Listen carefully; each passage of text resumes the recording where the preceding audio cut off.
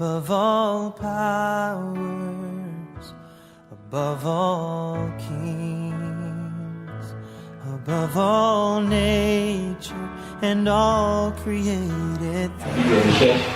Et qui trouve la personne qui a volé mais qui a tué. Alors, je traverse des moments de pratiquement 2 ans et demi. Donc, dans ces moments-là, on est plutôt pareil à faire ce qui n'est pas intéressant. Mais moi, j'avais décidé de chercher la face de Dieu. Ma mère aussi, à mes côtés, n'a jamais baissé les bras. Elle a continué à chercher des solutions. Quand un jour, le serviteur Dominique et le serviteur Yakim Korobo. C'est comme ça qu'on appelle Korobo.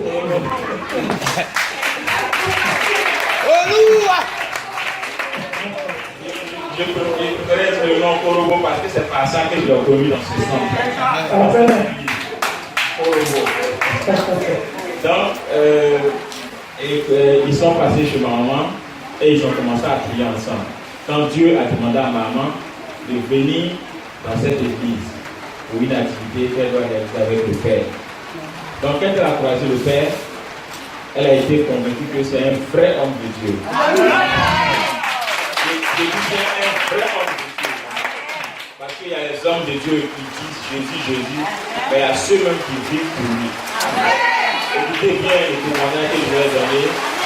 Alors, donc, elle m'a supplié, alors je dis maintenant, il n'y a plus d'homme de Dieu. Il n'y a plus quelqu'un qui parle de Dieu. Tout le monde cherche sa poche.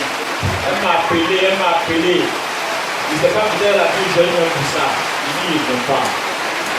Et puis, un jeudi, elle a insisté et je suis venu.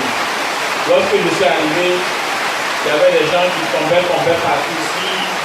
On les prend, on les met là-bas, on dit, comment on appelle la commando, le commando. J'ai dit, mais c'est un dojo ou bien. On fait caractéristique. Encore le Seigneur. J'étais avec ma femme et ma fille, une de mes filles, et elles étaient assises là, mon frère a commencé à parler. Et je suis allé recevoir l'homme de Dieu. Et je suis allé à la table de l'homme de Dieu. Lui-même, quand il a commencé à parler avec moi, automatiquement il était KO. Les commandos là ont commencé à me prendre, on m'emmène ici, on m'emmène là-bas, on dit délivrance. On m'enlève ici, on m'emmène là-bas, on dit délivrance. Je ne sens pas ce qui se passe dans ma vie. Il y avait un dimanche, ils ont fait un témoignage ici où il y a une servante qui a dit, l'apôtre l'a dit, dès que tu viens, tu ne demandes pas ta permission, il fait ta délivrance. Et tu veux ou tu ne veux pas où les démons sortent de ton corps. Moi, ils ne savaient pas qu'il y avait des démons dans moi. Et j'ai commencé à prier ici. J'ai prié au niveau de mes amis, j'avais senti un changement en moi. Et j'ai commencé à prier. Là, quand je venais croiser le papa Lalier, j'avais un procès contre moi. Ça veut dire, on m'avait convoqué à la justice pour les faits que je n'avais pas commis. Mais la personne qui me poursuivait en justice avait un soutien au niveau de l'appareil judiciaire qui avait monté le dossier contre moi pour que je sois attaqué. Donc la veille, la semaine d'avant, ma rencontre avec l'apôtre, j'avais déjà comparu à la barre devant le juge et ils ont décidé 12 mois de prison ferme, 5 millions d'amende, 5 millions de frais de dédommagement et puis 100 000 francs d'amende pour le parquet. C'était vraiment accablant parce que je ne savais pas que du jour au lendemain, en voulant faire du bien à des patients, je pouvais me retrouver en prison. Mais j'ai dit, même si je dois aller, c'est pour Jésus que je le ferai. Donc, je suis venu et lui, il a prié avec ma maman. Il a dit à ma maman, ne vous inquiétez de rien, il n'aura rien. Amen. Je suis dans cette église, ça fait pratiquement, je passe un mois. Et aujourd'hui, je viens rendre le témoignage. Le vendredi dernier, nous y sommes allés. Mais avant de partir, le Père, dans mes difficultés, dans mes problèmes, Dans mes prières de tous les jours, je priais Jésus, Jésus, je partais ici, je partais là-bas, je priais. Je suis m'asseoir le dimanche qui a suivi ma délivrance, le début de ma délivrance, et puis le Père a fait un message. Ton Dieu t'ordonne que tu sois puissant. Amen. Tout ce temps où j'étais auprès de Jésus, ça fait plus de 20 ans que je suis auprès de Jésus. J'avais oublié, parce que j'avais des problèmes depuis 2 ans, que mon Dieu était puissant. J'avais oublié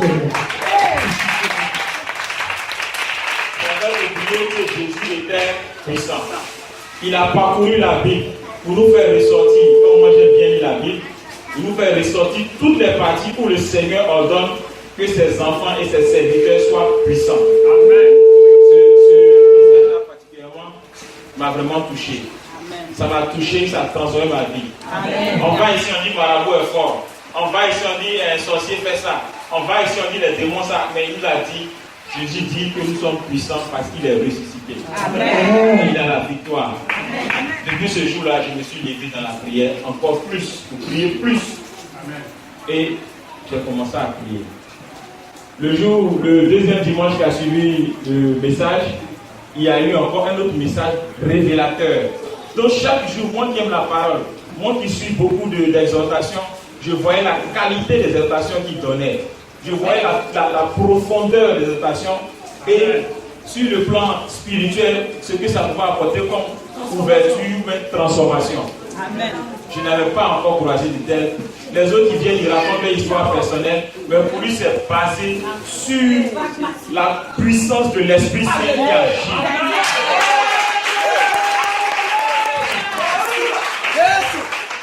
Je le dis parce que moi-même, je prêche aussi. Je parle de Jésus, mais pour lui, là, c'est trop fort.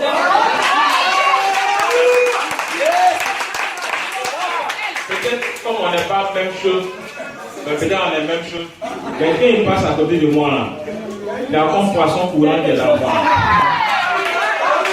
Il vit comme ça. C'est pas de mensonge, c'est la vérité.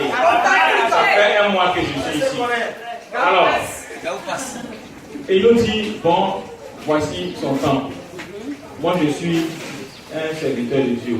Là où on annonce Jésus, je ne peux pas accepter dans mon âme que le soin soit comme ça. Mais pendant qu'il prêchait, j'ai eu une vision que je lui ai communiquée. Et ce même dimanche, il a levé un mouvement pour que les chrétiens fassent des dons à l'église. Pour que l'église puisse changer de visage comme il est aujourd'hui.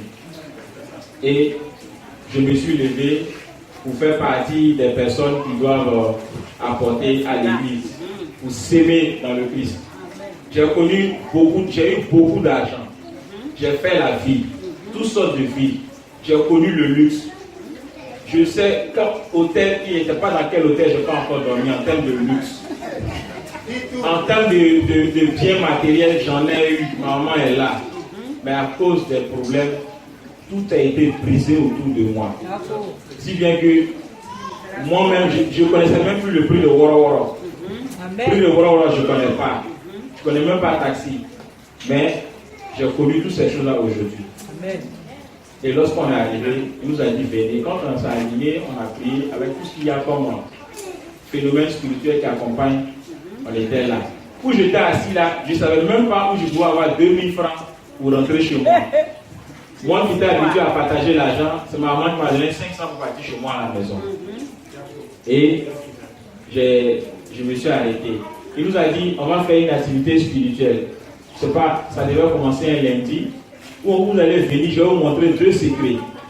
2 secrets, et puis vous allez voir. Faire quoi? Puissance.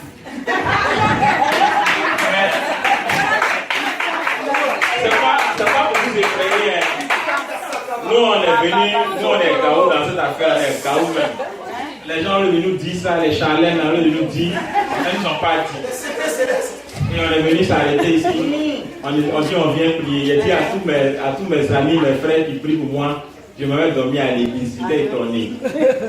Je suis venu à midi. J'ai commencé à prier, woyo, woyo, woyo, woyo. J'ai pris Dominique, mais woyo, woyo, woyo. On a prié un peu. Quand le Père est venu, on a commencé à prier à partir de 23h minuit.